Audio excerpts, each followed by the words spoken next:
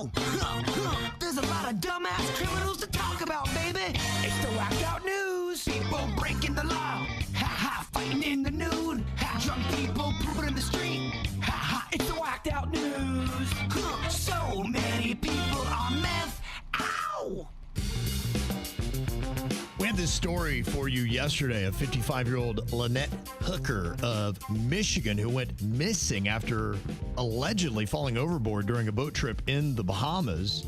She was out with her husband, and they were leaving Hopetown for Elbow Cay at about 7:30 p.m. on Saturday in an 8-foot dinghy. That's when apparently she fell overboard with the boat's key shutting off the engine, and then the strong currents and rough waters, he says, quickly swept her away, and then he lost sight of her. Then he paddled back to shore, reaching a marina at about 4 a.m. Sunday, and then he reported her missing from there.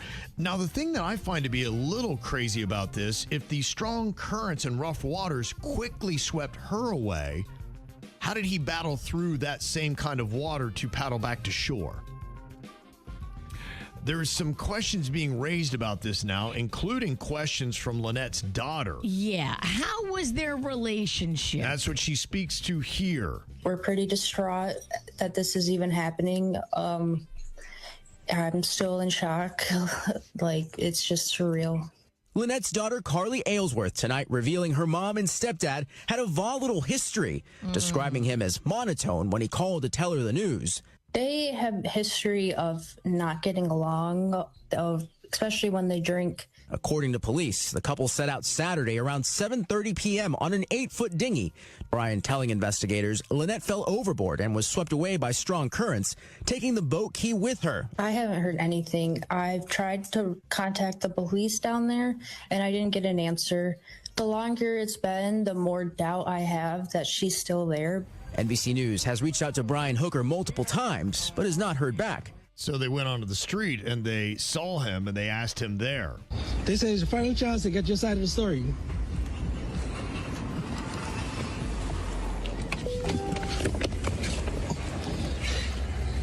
You sure you don't want to get your side of the story? He does not. He walked away. He ain't talking. Oh, that dude is guilty. If it happened for real, and you really are sad that your wife got swept away, you are crying, you're talking to people, you're like, oh my gosh, I can't believe this happened to me. I'm so sad.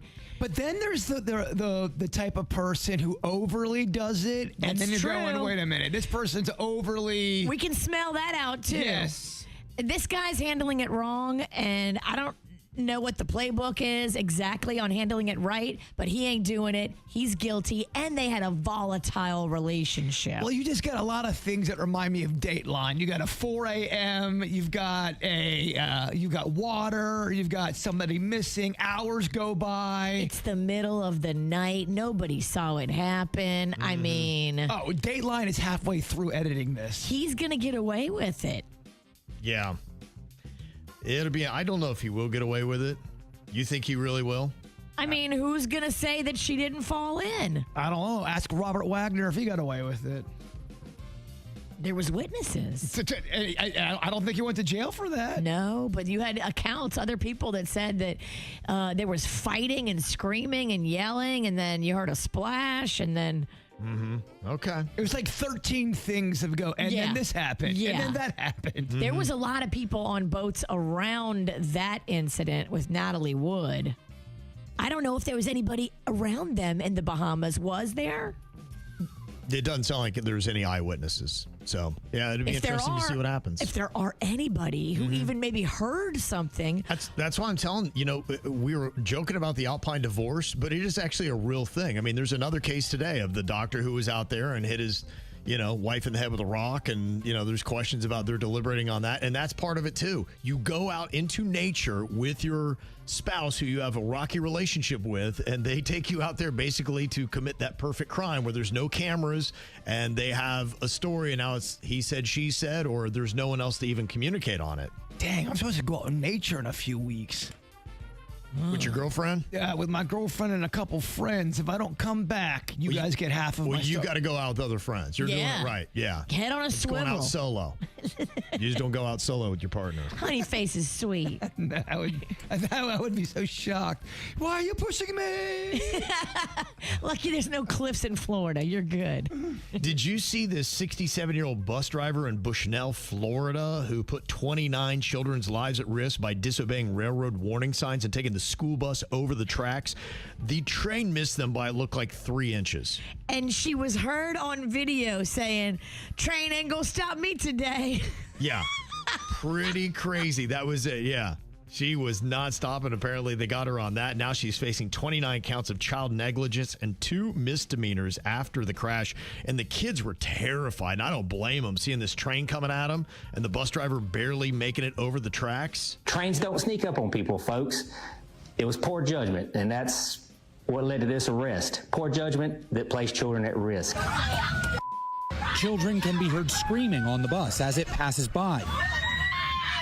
Bus driver Yvonne Hampton telling police there was a car at the intersection and she was waiting for the car to move. She said the car began to move, so she began to go over the other side of the tracks, but the car stopped.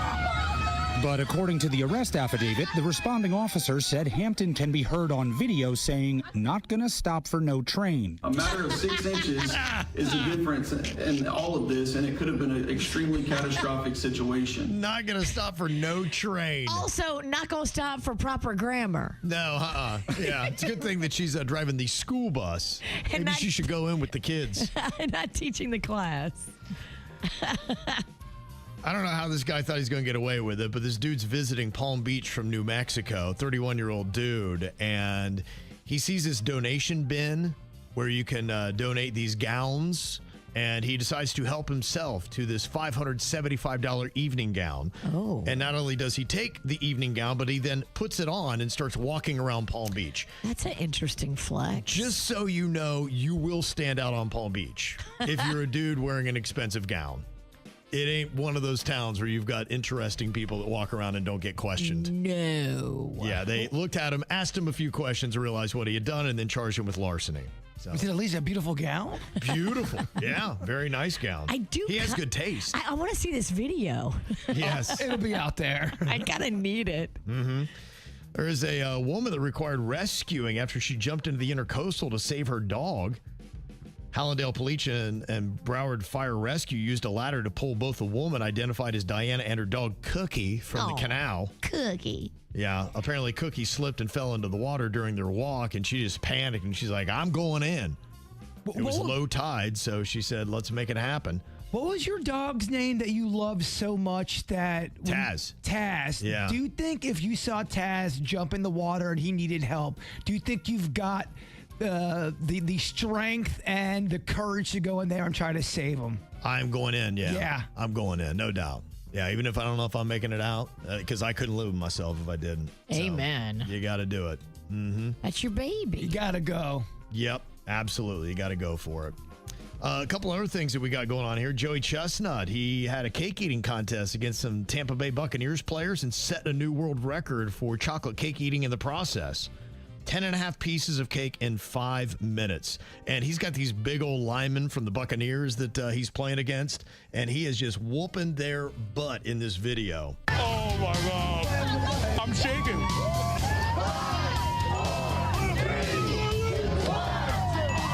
I think we gave him a run for his money. Absolutely. He's a heck of an athlete, man. He's the greatest of all time for a reason. They would call him Joey the Jaws Chestnut for no reason. You're right. And we saw that firsthand today. That was impressive. Mm-hmm. I wonder how much I could eat in one sitting.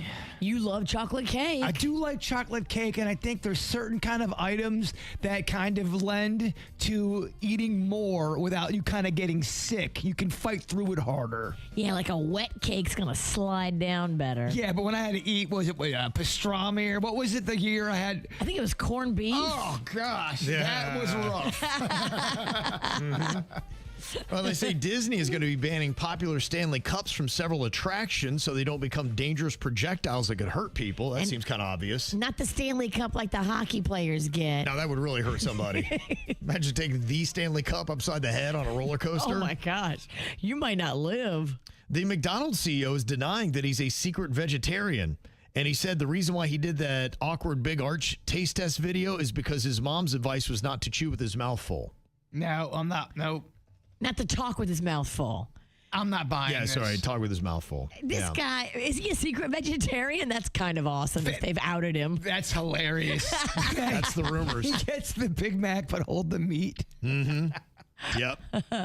And a unfortunate video of a baseball fan who was enjoying the opening festivities. They just reopened the park in Tampa Bay, Tropicana Field, and he was going for a fly ball in the game against the Cubs, and he kind of fell over as the ball came down, and so did his pants, and he wasn't wearing drawers. Oh, it's rough. Front or back? All back, thankfully. I mean, but it's his full butt is down. I mean, his pants went almost to his knees. We didn't see any baseball bats or baseballs.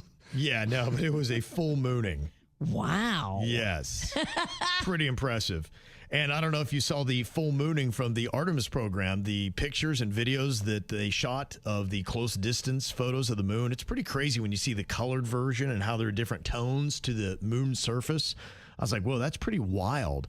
And they say if we ever do build that moon base, that it could actually change humans because they want to use things like lunar soil and frozen water to support long-term life.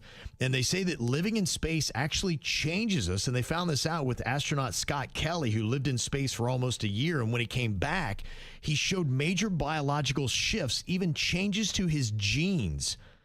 They say on top of that, there's higher levels of radiation on the moon, which we could pass down to future generations. And over time, humans could evolve differently, just like animals on isolated islands do. Yeah, he was a Wrangler guy, but when he got back, he wore Levi's. Oh, jeans. Jeans, get it? Got it. Denny's, edit that joke out, please. And they say eventually these differences could be big enough to create an entirely new human species. Wow. They said we'd be different if we lived in the stars. We are the aliens. Yep. Some people think it's already happening, Virginia. Okay. I can't think about it. I gotta stop thinking about the aliens are already here and all that. Too much for you, huh? They live on the moon. I gotta stop thinking about it. You need to get worried about the Real Housewives. I think that's more your speed. You are so right.